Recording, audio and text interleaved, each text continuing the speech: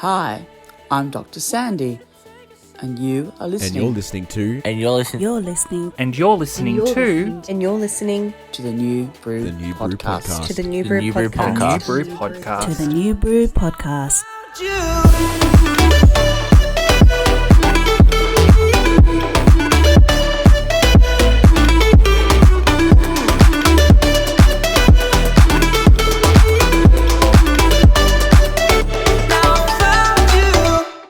Hi everyone, my name is Dr. Sandy Nicoll. I'm coming from the Duck and Young country today, and this is my video to support my application for the Churchill Fellowship. Before I start, I would like to acknowledge country. We acknowledge Aboriginal and Torres Strait Islander people as the traditional owners throughout Australia and acknowledge their continuing connection to land, waters and culture. I wish to pay my respects to elders past, present and emerging. So, bonjour everyone. Oh, what's she doing? This is meant to be a serious application. Trust me, it is. My PhD was on engagement. My passion is engaging students. One of the things I think is really important is that homely feel. Teachers love and full of kindness. And that's what I'm talking about today. I'm talking about the need to look after teachers. My own journey, and let me tell you a story about a young girl. Her name was Sandy. She didn't do very well at school, didn't really enjoy school, was not engaged for most of her schooling, but she did love her teachers. She cared for them deeply. She did nursing, but then decided to go into teaching. That's when she found her feet. And I've always been passionate from that day about teachers and what I call social justice for teachers, to be honest. My project is called Best Practice in Teacher Attrition and Promoting Teacher Induction in Australia. Why am I doing that? It's such a big topic. It's such a big area to cover. But when I look at all my research and all the evidence and my frameworks I've got, to me, the area that we probably best will support well-being and the profession actually and the community is looking after our early career teachers. They are our future. Okay, so there are movements going on for other areas, but this is where my heart sits. My heart sits with the students and autonomy. So if you have a look around me, you'll see actually art, and it's been put there on purpose to show you that a lot of this, my project is driven by people I know, people who I've taught and met. And they give you gifts along the way. So the teapot is from Jason. He runs our gender page for the New Brew Association. The painting, the drawing is me. Rowan from a pre-service teacher gave me that to thank me. And she's a member of the New Brew Association. The sunflowers are by an early career teacher who's in early childhood, again, to thank me. And she said, I feel like sunshine to her because I encourage them. I'm very much into my passion is inclusion. I'll just get this one. It's a bit hard to see the lighting, but here's a little a drawing of me, would you believe? I call it Poetic License. And that is by a student who I taught, who was at school in year 6, a boy who'd been on suspension, had been through many, many homes. And at the end of the day, he said to me, Dr. Nicoll, can you come back tomorrow? I love learning today. I was like, wow. The whole class actually stood out to me. It's actually not very hard to staff school. And 8 of the students there were 20 in the class had been suspended. They all worked with me. They were all engaged all day because of, well, my PhD is on engagement and my research is on well-being. And that's always been my interest.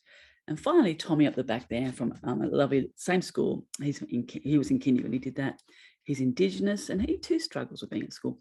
But universally, the thing that's in common is they actually like their teachers. That's an important thing, and that keeps teachers in teaching, but they're not going to stay in teaching for much longer. If we look at research, and my own research tells me this, we looked at a study that is a global study of 54 papers in these 2020 and 2021, and we did a systematic review, and basically we looked at 22 countries, 256,000 teachers. Depression, anxiety and stress is at an all-time high, higher actually than any other profession. And in particular, it's the women that are feeling it the most. We need to think about this. We need to go, what can we do? If you look at all my research, my master's was on teacher burnout, and I have a framework from there that's to do with professional development, and that framework is embedded with trust and autonomy.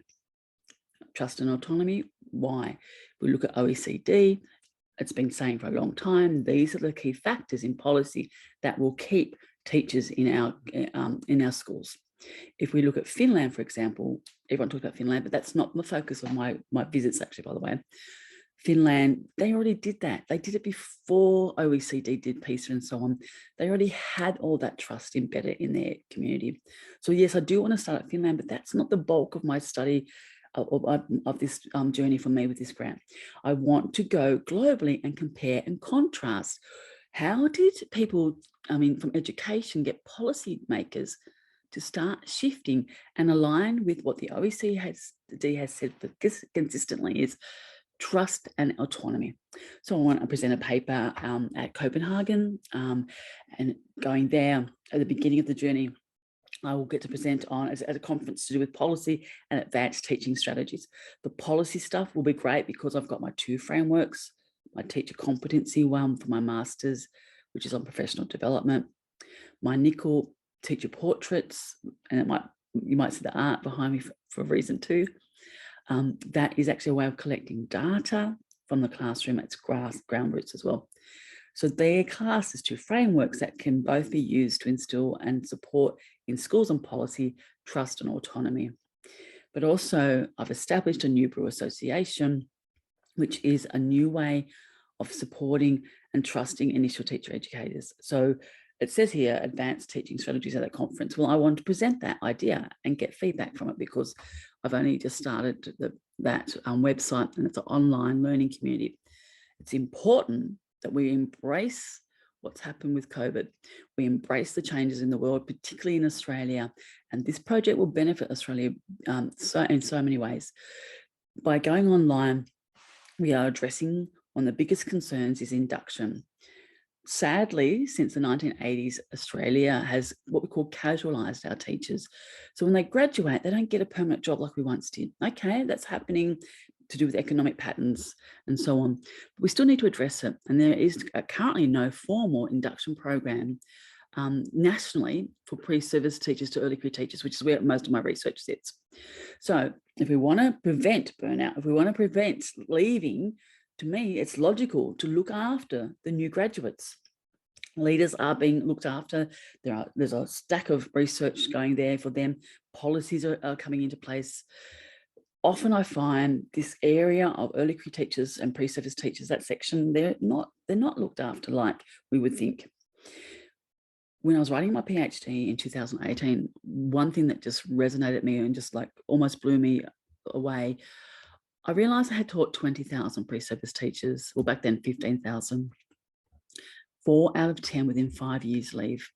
So then it dawned on me, wait a minute, like today, if I've taught 20,000, that means statistically 8,000 have left. That daunts me, that frightens me, because I've lived and breathed as a tutor, a lecturer and so on, watching these people learn their craft, and they love to learn to teach. They want to be teachers, they want to be innovative. They leave with like bursting with ideas. So the New Brew Association and my ideas has this whole potential for Australia and globally, actually, I think, where we can do online, we can cater for induction, we can cater for spreading out across the diverse communities. Rural areas can be picked up. There's so much potential to it.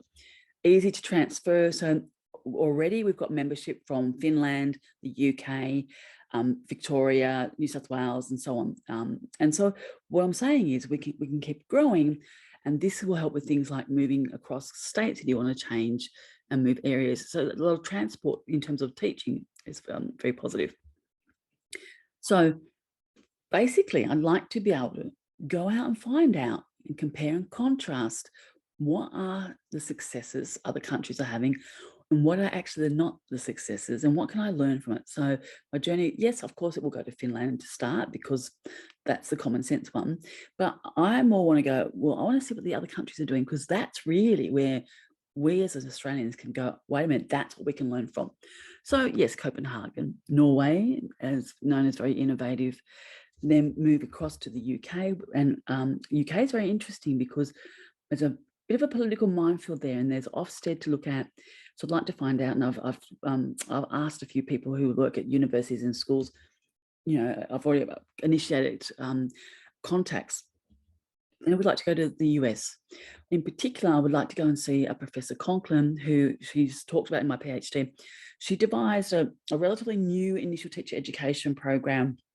I'd like to meet up with her and find out how it's going, because she was trying to address the red herrings. I'd also like to share with her my model. And who knows, each country as I go through, they might go, you know what, Sandy, we could actually take ideas from Australia. Now that's cool, isn't it? The Australians can help others. But my mind is always, okay, come back. What can I do for my own country, my own community? In the painting behind me is by my father, of a favourite area of Australia at Brooklyn in Sydney. So then I would like to end off at going to Singapore. Why Singapore? Why end with Singapore? In the last 5 years, Singapore has made some significant shifts.